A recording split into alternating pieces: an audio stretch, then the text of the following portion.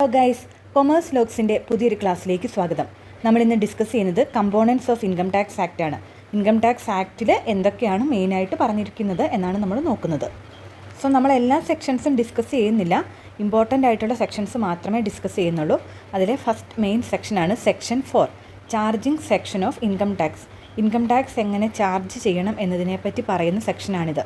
Income tax ആക്ടിൻ്റെ അകത്ത് section 4 ഇങ്ങനെയാണ് പറഞ്ഞിരിക്കുന്നത്: where any central act enacts that income tax shall be charged for any assessment year at any rate or rates, income tax at that rate or those rates shall be charged for that year in accordance with and subject to provisions of this act in respect of the total income of the previous year of every person, provided that where by virtue of any provision of this act income tax is to be charged in respect of the income of a period other than previous year, income tax shall be charged accordingly.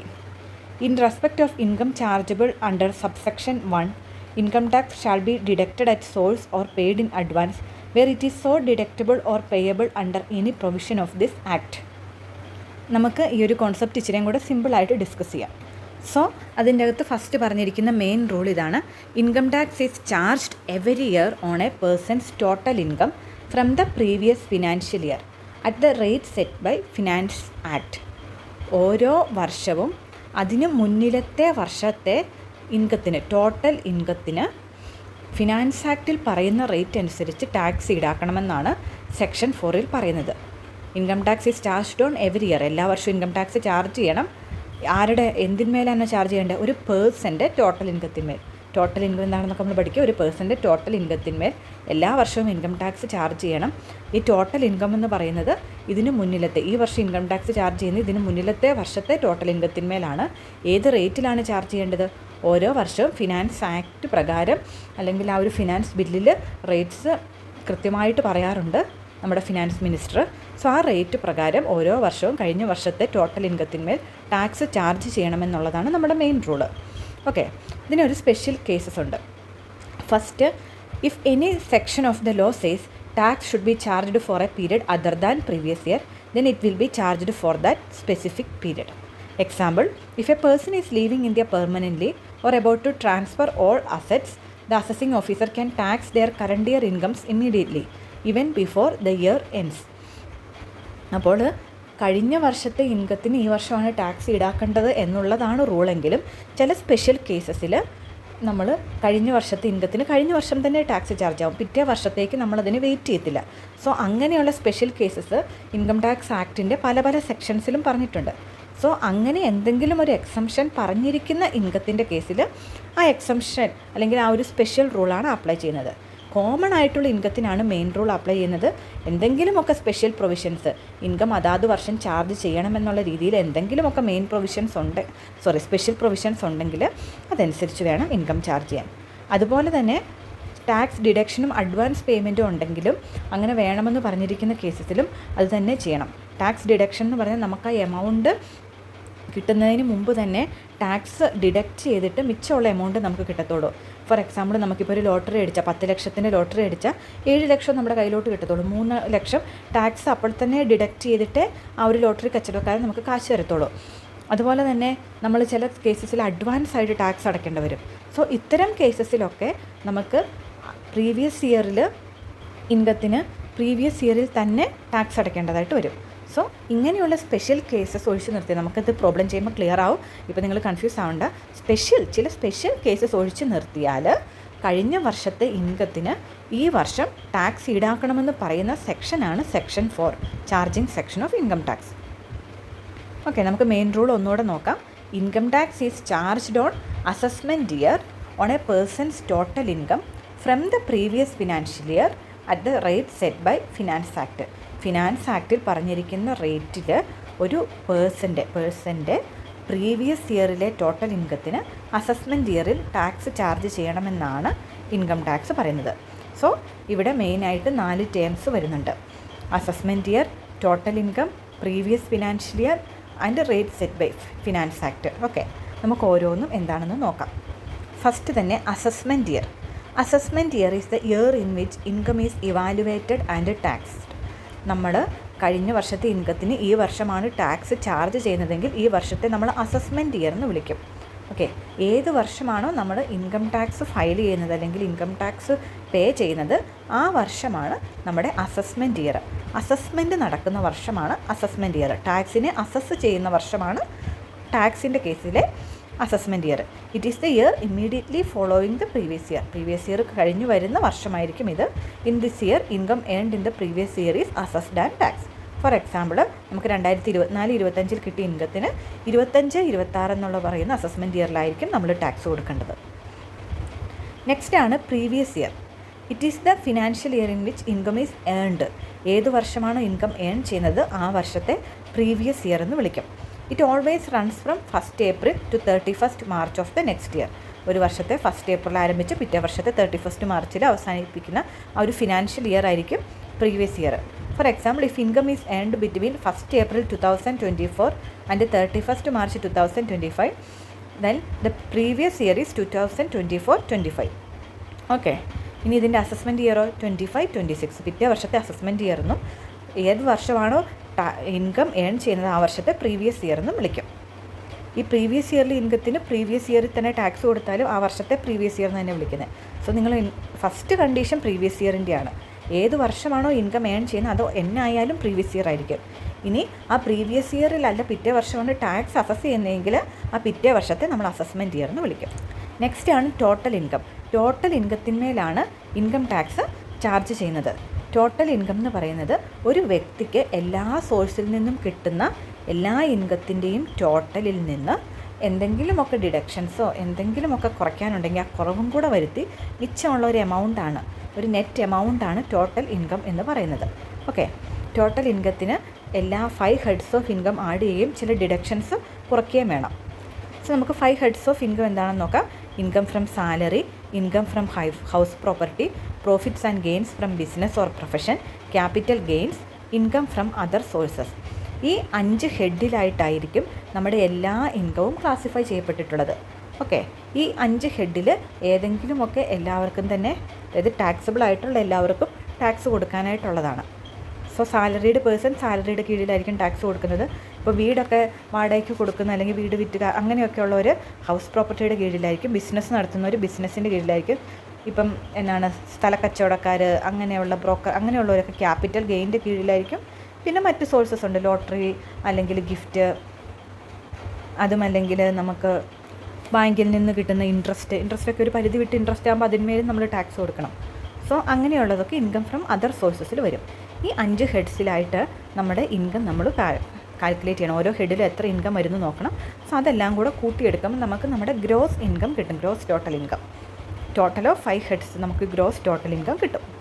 ഇനി ആ gross total ഇൻകത്തിൽ നിന്ന് നമ്മൾ ഡിഡക്ഷൻസും കൂടെ കുറച്ച് കഴിയുമ്പോൾ നമുക്ക് കിട്ടുന്നതാണ് total income.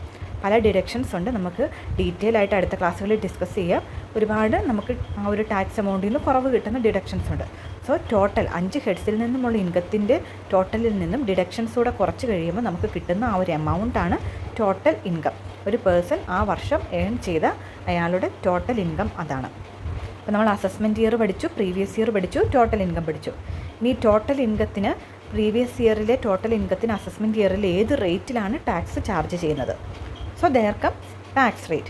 Tax rate is the percentage of income that an individual or entity must pay as tax to the government. ഒരു വ്യക്തി അല്ലെങ്കിൽ ഒരു എൻറ്റിറ്റി ഗവൺമെൻറ്റിന് ടാക്സ് ആയിട്ട് കൊടുക്കേണ്ട ആ ഒരു പെർസെൻറ്റേജാണ്, ഇൻകത്തിൻ്റെ ആ ഒരു പെർസെൻറ്റേജിനെയാണ് ടാക്സ് റേറ്റ് എന്ന് പറയുന്നത്. In India the rates R progressive. ഇന്ത്യയിൽ റേറ്റ്സ് പ്രോഗ്രസീവ് ആണ്. കൂടുതൽ ഇൻകം ഉള്ളവർക്ക് കൂടുതൽ റേറ്റിലാണ് ടാക്സ് ചാർജ് ചെയ്യുന്നത്. ഈ ഓരോ വർഷവും നമ്മുടെ ഫിനാൻസ് ആക്റ്റിൽ അല്ലെങ്കിൽ ഫിനാൻസ് ബില്ലിൽ യൂണിയൻ ബജറ്റ് ഈ ഒരു ടാക്സ് റേറ്റ് എത്രയാണെന്ന് നോട്ടിഫൈ ചെയ്യും. അതുപോലെ തന്നെ tax rate vary by type of taxpayer. Individual ആണ്, HUF ആണെന്നനുസരിച്ച്. ഇപ്പം വ്യക്തികൾക്ക് കൊടുക്കേണ്ട ഒരു ടാക്സ് റേറ്റ് ആയിരിക്കില്ല കമ്പനികൾക്ക് കൊടുക്കേണ്ടത്. സോ അതിനെ ബേസ് ചെയ്തിട്ട് ടാക്സ് റേറ്റ് വേരി ചെയ്യും. അതുപോലെ ഏജ് അനുസരിച്ചിട്ട് ടാക്സ് റേറ്റ് വേരി ചെയ്യും. അതുപോലെ നമ്മൾ ഓൾഡ് റെജീമാണോ ന്യൂ റെജീമാണോ, 2 റെജീമുണ്ട്. ഏത് റെജീമാണ് ഫോളോ ചെയ്യുന്നതനുസരിച്ചും ടാക്സ് റേറ്റ് വേരി ചെയ്യും. സോ നമുക്ക് ഓൾഡ് റെജീമും ന്യൂ റെജീമും എന്താണെന്ന് ജസ്റ്റ് ഒന്ന് കാണാം. The old tax regime allows taxpayers to claim various deductions and exemptions such as investment under section 80C, medical insurance and HRA benefits. നമ്മൾ പണ്ട് തൊട്ടേ ഫോളോ ചെയ്തുകൊണ്ട് പോയിരുന്ന ഒരു പാറ്റേൺ ആയിരുന്നു ഈ ഓൾഡ് റെജീം. ഇവിടെ എന്താണെന്ന് ചോദിച്ചാൽ നമ്മുടെ 5 ഹെഡ്സ് ഓഫ് ഇൻകത്തിൽ നിന്നും നമുക്ക് ഒരുപാട് ഡിഡക്ഷൻസ് കിട്ടും. നമ്മൾ ഇപ്പോൾ പോസ്റ്റ് ഓഫീസിൽ കൊണ്ട് ഇൻവെസ്റ്റ് ചെയ്താൽ, അല്ലെങ്കിൽ മെഡിക്കൽ ഇൻഷുറൻസ് എടുത്താൽ, അങ്ങനെയുള്ള ഇൻവെസ്റ്റ്മെൻറ്റ്സിനൊക്കെ നമുക്ക് ഒരുപാട് ഡിഡക്ഷൻസ് തരുന്ന ഒരു സെക്ഷനാണ്, അല്ലെങ്കിൽ ഒരു റെജീമാണ് ഓൾഡ് ടാക്സ് റെജീം. ഇത് ആൾക്കാരുടെ ഇൻവെസ്റ്റ്മെൻറ്റ് കൂടുതൽ പോഷിപ്പിക്കാനൊക്കെയുള്ള ഒരു ലക്ഷ്യത്തോടു കൂടിയാണ് ഈ ഒരു റെജീം ഡെവലപ്പ് ചെയ്തത്. ഓക്കെ, പിന്നീട് ന്യൂ ടാക്സ് റെജീം വന്നു. The new tax regime introduced in 2020 offers simplified taxation with lower rates but no major deductions or exemption. Old റെജീമിനേക്കാളും ടാക്സ് റേറ്റ് കുറവാണെങ്കിലും ഇവിടെ ഡിഡക്ഷൻസോ എക്സംഷൻസോ ഒന്നും കിട്ടത്തില്ല. ഓക്കെ, അപ്പോൾ ഈ ന്യൂ റെജീം 2020 ഇൻട്രൊഡ്യൂസ് ചെയ്തെങ്കിലും ഇത് ആളുകളുടെ മേൽ അടിച്ചേൽപ്പിച്ചില്ല. ഏത് വേണമെന്ന് നമുക്ക് ചൂസ് ചെയ്യാം, ഓൾഡ് വേണോ ന്യൂ വേണോ എന്ന് നമുക്ക് ചൂസ് ചെയ്യാം എന്നുള്ളൊരു ഓപ്ഷൻ വെച്ചിട്ടുണ്ട്. സോ ഇൻവെസ്റ്റ്മെൻറ്റ് കൂടുതൽ പ്രിഫർ ചെയ്യുന്നവർ, അല്ലെങ്കിൽ ഒരുപാട് ഇൻവെസ്റ്റ്മെൻറ്റ് ഉള്ളവർ ഓൾഡ് റെജീം ചൂസ് ചെയ്യും. വലിയ ഇൻവെസ്റ്റ്മെൻ്റ് ഒന്നും താല്പര്യമില്ല, പെട്ടെന്ന് ടാക്സ് കാൽക്കുലേറ്റ് ചെയ്യണമെന്നുള്ളവർ ന്യൂ റെജീം ചൂസ് ചെയ്യും. Under the old system, tax planning through saving and investment can help reduce taxable income. In contrast, the new regime benefits those who prefer simplicity and have fewer investments or claims. നമുക്ക് tax rates നോക്കാം. Old റെജീമിനും new റെജീമിനും tax rates different ആണ്. Old റെജീമിൻ്റെ tax rate ഇതാണ്. Up to 2,50,000 നമുക്ക് tax കൊടുക്കേണ്ട. 2,50,000 നിന്ന് ₹1 കൂടിയാൽ തൊട്ട് 5 lakh വരെ 5% ആണ് ടാക്സ് റേറ്റ്. ഇനി എബവ് 5 lakh to 10 lakh വരെ 20% ആണ്. എബവ് 10 lakh 30% ആണ് ടാക്സ് റേറ്റ്. ഈ ടാക്സ് റേറ്റിൽ സീനിയർ സിറ്റിസൺസിന് എക്സംഷൻസ് ഉണ്ട്. ഇപ്പം 60 to 80 years ഉള്ള ഒരാൾ 3 lakh വരെ ടാക്സ് കൊടുക്കണ്ട. ഇനി 3 to 5 lakh അവർ 5% ആണ്. ബാക്കി അങ്ങനെ തന്നെ 5 to 10 lakh 20, എബവ് 10 lakh 30. ഇനി സൂപ്പർ സീനിയർ സിറ്റിസൺ ആണ്, എബവ് 80 years ആണെങ്കിലോ up to 5 lakh tax rate നില്ലാണ്. ഓക്കെ, ആ വ്യക്തി ഇവിടം വരെ ഈ ഒരു എമൗണ്ട് വരെ ടാക്സ് കൊടുക്കണ്ട, ഇവിടം വരെ നില്ലാണ്. 5 to 10 lakh 20% തന്നെ, ഇതേ റേറ്റ് തന്നെ. എബവ് 10 lakh 30% തന്നെ. സോ ഇങ്ങനെയാണ് ഓൾഡ് റെജീമിൽ ടാക്സ് റേറ്റ് കാൽക്കുലേറ്റ് ചെയ്യപ്പെടുന്നത്. ഇനി ന്യൂ റെജീം നോക്കാം. ന്യൂ റെജീമിൽ കണ്ടോ, അപ് ടു 3 lakh വരെ നില്ലാണ്. അവിടെ ഒരു നോർമൽ സിറ്റിസണ് 2,50,000 വരെ നില്ലുണ്ടായിരുന്നുള്ളൂ. ഇവിടെ 3 lakh വരെ നില്ലാണ്. അതുപോലെ 3 lakh to 6 lakh ആണ് അടുത്ത സ്ലാബ് വരുന്നത്. 3 lakh 1 to 6 lakh ആണ് അടുത്ത സ്ലാബ് വരുന്നത്. അവിടെ 5% ആണ് ടാക്സ്. ഓക്കെ, ഓൾഡ് റെജീമിൽ നിങ്ങൾ നോക്കിയാൽ അറിയാം 5 lakh വരെയുള്ളൂ 5%. 5 lakh എബവ് ആണെങ്കിൽ 20% ആയിരുന്നു ടാക്സ്. ഒരു വലിയൊരു കൂടുതലായിരുന്നു. ന്യൂ റെജീമിൽ വരുമ്പോഴത്തേക്കും 6 lakh വരെ 5% ആണ്. ഇനി 6 lakh 1 to 9 lakh 10% വരുന്നുള്ളൂ. 9 lakh 1 to 12 lakh 15% വരുന്നുള്ളൂ. 12 ലക്ഷത്തിനും കൂടുതലാണെങ്കിൽ 20% ടാക്സ് റേറ്റ് വരുന്നുള്ളൂ. ഓക്കെ, 12 lakh 1 to 15 lakh ആണ് 20% ടാക്സ് വരുന്നത്. Above 15 lakh 30% tax. ഓക്കെ, അപ്പം ഓൾഡ് റെജീമിനെ വെച്ച് നോക്കുമ്പോൾ ന്യൂ റെജീം മിഡിൽ ഇൻകംകാർക്ക് കൂടുതൽ ബെനിഫിഷ്യലാണ്. ഓക്കെ, ചെറിയ ഇപ്പോൾ ഒരു 6, 7, 10 ലക്ഷം വരെയൊക്കെ വരുമാനം ഉള്ളെങ്കിൽ 10 ലക്ഷം അല്ല 12.5 ലക്ഷം വരെ നമുക്ക് ടാക്സ് എക്സംഷൻ കിട്ടുന്ന ഒരു റെജീമാണ് ഈ ഒരു ന്യൂ ടാക്സ് റെജീം. പിന്നെ ഈ ന്യൂ ടാക്സ് റെജീമിൽ സീനിയർ സിറ്റിസൺസിനും സൂപ്പർ സീനിയർ സിറ്റിസൺസിനും ഉള്ള കൺസെഷനൊന്നുമില്ല. എല്ലാവർക്കും ഒരേ ടാക്സ് റേറ്റ് ആയിരിക്കും. സോ നമ്മൾ ഇൻകം ടാക്സ് ആക്ടിലെ ചാർജിങ് സെക്ഷൻ ആണ് നമ്മൾ ഈ ഒരു ക്ലാസ്സിൽ ഡിസ്കസ് ചെയ്തത്. ചാർജിങ് സെക്ഷൻ പറഞ്ഞുകൊണ്ട് മറ്റു പല കമ്പോണൻസും നമ്മൾ പറഞ്ഞു പോയി. ചാർജിങ് സെക്ഷനിൽ അസസ്മെൻറ്റ് ഇയർ പറഞ്ഞു, ടോട്ടൽ ഇൻകം പറഞ്ഞു, പ്രീവിയസ് ഇയർ പറഞ്ഞു, അതുപോലെ ടാക്സ് റേറ്റ്സും പറഞ്ഞു. ഈ ഫിനാൻസ് ആക്ട് ഫിക്സ് ചെയ്ത റേറ്റ് അനുസരിച്ച് പ്രീവിയസ് ഇയറിലെ ടോട്ടൽ ഇൻകത്തിന് അസസ്മെൻറ്റ് ഇയറിൽ കൊടുക്കുന്ന ആ ഒരു എമൗണ്ടാണ് ഇൻകം ടാക്സ് എന്ന് നമ്മൾ പഠിച്ചു. ഇനി നമുക്കിവിടെ ഒരു പേഴ്സൺ ആരാണെന്ന് പഠിക്കണം. നമ്മൾ പേഴ്സൺ മെൻഷൻ ചെയ്തില്ല. ഓക്കെ, അപ്പം പേഴ്സണെ പറ്റി പഠിക്കാനുണ്ട്. അതുപോലെ തന്നെ നമ്മൾ പറഞ്ഞു പോയ കുറച്ച് കാര്യങ്ങളുണ്ട്. ചിലപ്പോൾ പ്രീവിയസ് ഇയറിലെ ഫിനാൻഷ്യൽ ഇൻകത്തിന് പ്രീവിയസ് ഇയറിൽ തന്നെ ടാക്സ് ഈടാക്കുന്നു. സോ അത്തരം കണ്ടീഷൻസ് പഠിക്കാനുണ്ട്. പിന്നെ അതുപോലെ തന്നെ ടോട്ടൽ ഇൻകത്തിൻ്റെ കീഴിൽ വരുന്ന 5 ഹെഡ്സും ഡിഡക്ഷൻസും നമുക്ക് പഠിക്കാനുണ്ട്. ഓക്കെ, അപ്പോൾ ഇൻകം ടാക്സിൻ്റെ ഒരു ബേസിക് ഇൻട്രൊഡക്ഷനാണ് ഈ ഒരു ചാർജിങ് സെക്ഷനിലൂടെ നമ്മൾ കണ്ടത്. ഇനി അങ്ങോട്ട് ഇതിൻ്റെ എല്ലാം എക്സ്പ്ലനേഷൻസ് നമുക്ക് നോക്കണം. ഇതുവരെ സെക്ഷൻ 4ൽ നമ്മൾ കണ്ട അസസ്മെൻറ്റ് ഇയറും പ്രീവിയസ് ഇയറും ടോട്ടൽ ഇൻകവും ടാക്സ് റേറ്റും ക്ലിയർ ആയെന്ന് വിശ്വസിക്കുന്നു. Thanks for watching.